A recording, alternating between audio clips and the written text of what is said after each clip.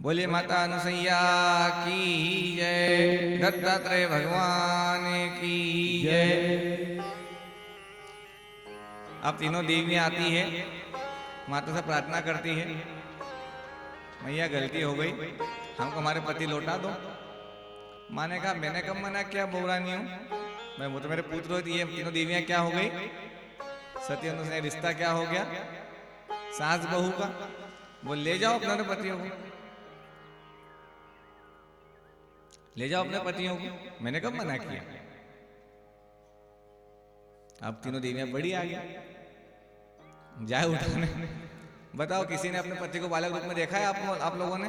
याद है कि 6 महीने का कैसा था? अब कैसे उठाएंगे ब्रह्मा विष्णु महेश को? अब ब्रह्मा कौन है, विष्णु कौन है? अब वो शेषनाग धारी, कोई गले में मुंडों की माला पहने वाला, सब तीनों एक समान बच्चे, बाल रूप को भगवान की लीला भी ऐसे बच्चे बने, बिल्कुल होने भी दाढ़ी वाले ब्रह्मा बिल्कुल 4 महीने के बच्चे बन के झूले में झूल रहे हैं। अब ब्रह्मा ने क्या पहचाने कि बाबा जैसे ब्रह्मा जी कौन से, अच्छा किसी और को हाथ लगा दे तो उनका सतीत्व भंग, आप करें तो क्या करें। बड़ा संकोच का समय। अब तीनों देवियां पहुंचते नहीं, तीनों देवताओं को उठाए कैसे, कैसे उनको ले, बड़ा संकोच चल रहा है, क्या करें समझ में नहीं आता।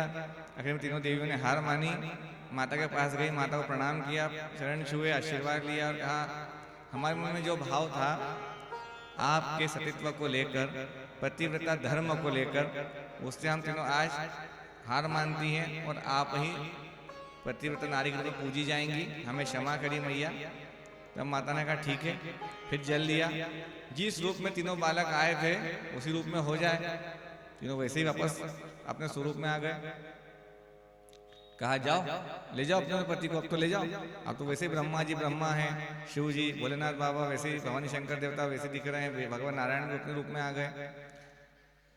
लेकिन तब जाकर तीनों देवता जाने लगे। तब मैया ने कहा कि प्रभु आप जो बालक बन के आए, आपने जो भी लीला करी, लेकिन आप बहुत जल्दी यथाशीघ्र जा रहे हैं, मेरा तो पेट नहीं भरा आपको खिला करके। तो तीनों देवता कहते हैं मैया मन तो हमारा भी नहीं भरा कि हम जल्दी वापस जाए, जो हमको यहाँ आनंद आ रहा था। बताओ हम भी जब छोटे थे, अपने पे से देखो, जब बालक अवस्था थी तब बड़ा होना चाहते थे, जल्दी बड़े हो जाए, जल्दी बड़े हो जाए, जल्दी बड़ा हो। क्या कर लिया अपन, आज पछता रहे, छोटे ही अच्छे थे। सही है। आज जो यहाँ बच्चे खेल रहे हैं, एक हमारा प्यारा सा बालक श्याम आता है, पूरे पांडाल में घूम फिर कर और चला जाता है, कोई भजन आया उसके पसंद का तो उसका नृत्य चालू हो जाता है। तो बता ना, उसको ये थोड़ी मतलब है कि कोई देखकर क्या कहेगा कि आड़ा नाच रहा, कि टेढ़ा नाच रहा, कि सीधा नृत्य कर रहा है। कोई कुछ नहीं, कोई शर्म नहीं, कोई मन में कोई भाव नहीं आया। अच्छा तुम लाख के 2 के लिए नाच बाबा, तो वो नृत्य नहीं करे, उसके मन में भाव आ गया वैसा करे। ये बालक का स्वभाव। तो हम वैसे अच्छे थे, आज यहाँ चाह कर उठते भी कोई भजन अच्छा लगता है, पैर उठ भी रहे हैं, लेकिन फिर भी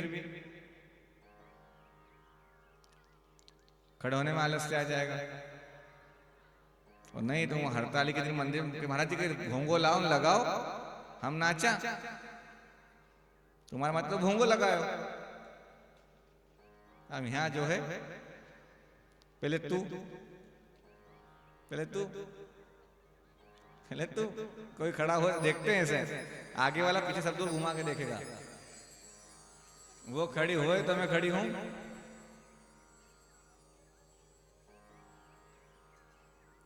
सब अकेले आए थे और सबको अकेले ही जाना है।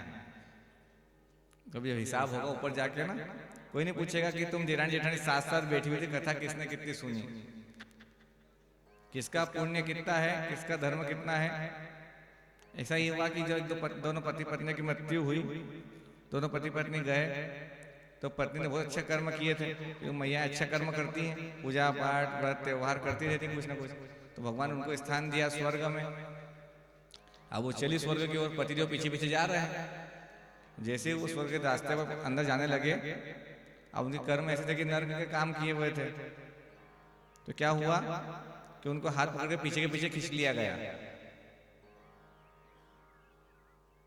क्यों खींच लिया? कि आपके कर्म ऐसे नहीं है जो आप स्वर्ग में प्रवेश कर पाओ, आपका रास्ता नर्क की ओर चलो। तो वो कहे पतिदेव मेरी पत्नी ने बहुत पूजा पाठ करी, जो व्रत बताया महाराज जियों ने, जो पंडितों ने बताया, जो आचार्यों ने सब किए, सारे पुण्य कर्म, दिन भर मंदिर में बैठी रहे, खूब माला न जाप न नाम न कीर्तन न बोले, हाँ सब किया भाई, उसी का फल एक अंदर जा रही है। और तो दुकान में बैठा रह गया, तो इधर दुकान लगी इधर बैठ। बोले वो तो कहा था महाराज जी ने सत्यनारायण कथा में कि जो पत्नी करता उसका आधा फल पति को मिलता है, तो मेरा फल कहाँ है? उसने किया, मेरे को आधा तो स्वर्ग दो। बोले सर कहीं किसी शास्त्र में नहीं लिखा है कि कर्म पत्नी करे फल पति को मिले। क्यों? अगर माताएं कोई पत्नी अपने पति के व्यवसाय कार्य इत्यादि के लिए कोई पूजन पाठ करती भी हैं, इसको बात को भाव को कथा को समझिएगा, करती भी हैं तो उसके काम पूरे हो जाएंगे, ये पक्की बात है। चाहे माँ अपने बेटे के लिए करे, अपने भाई के लिए कर ले, विशेष और अपने पति के लिए ज्यादा किया जाता है कि दुकान खूब चले, ये कार्य अच्छा हो, वो कार्य अच्छा हो, कार्य सफल हो जाएगा, लेकिन उसके व्रत का पुण्य लाभ उसी के खाते में जाएगा, उसी को मिलेगा। अगर पति पुजारी है, मतलब पूजा पाठ वाला व्यक्ति है, तो सारा उसके खाते में जाएगा। अब अगर पत्नी धुंधली जैसे कल जो बताई थी घटना कि 4 घर जाए, लड़ाई लगाए तो भोजन भाए, अब उसको बोले पति ने खूब पूजा पाठ जीवन भर कथाएं सुनी, सत्संग सुना, कीर्तन किया, तो क्या उसको स्वर्ग मिल जाएगा? संभव ही नहीं कह सकते। तो आज एक चीज को दिमाग में मान लेना, जैसे कल कथा में कि पूरी कथा समझ में आए, अच्छी बात है, पूरी कथा सुनो, उठाओ, ग्रहण करो, बहुत अच्छी बात है। कुछ नहीं हो, सिर्फ एक दिन में एक बार, और नहीं तो 7 दिन में एक बार, एक नियम, एक संकल्प ऐसा ले लेना, ये तो करूंगा ही करूंगा, करूंगी ही करूंगी, तो फल मिलने लग जाएगा। तो अपना किया अपने साथ जाएगा भाई, कुछ नहीं जाएगा। तो आज से ही, हालांकि सभी पूजा पाठ हमको क्या बताएं, मैं तो आपका ही बालक हूँ, फिर भी जो कहीं किसी त्रुटि हो गई हो या भूल चूक हो रही हो, और कहा गया है आज ही कथा आएगी कलयुग के बारे में, तो कहा गया है कलयुग में नाम आधारा। आप कलयुग में बहुत बड़ी तपस्या मत करो, कोई हजारों साल की उम्र मिली नहीं है। कलयुग में आयु कितनी बताई गई है? मात्र 100 वर्ष। देखिए 4 युग बताए, कौन कौन से 4 युग? फटाफट भूल गया, नाम बताओ। कलयुग शुरुआत कलयुग से ही करें, चलो। दूसरा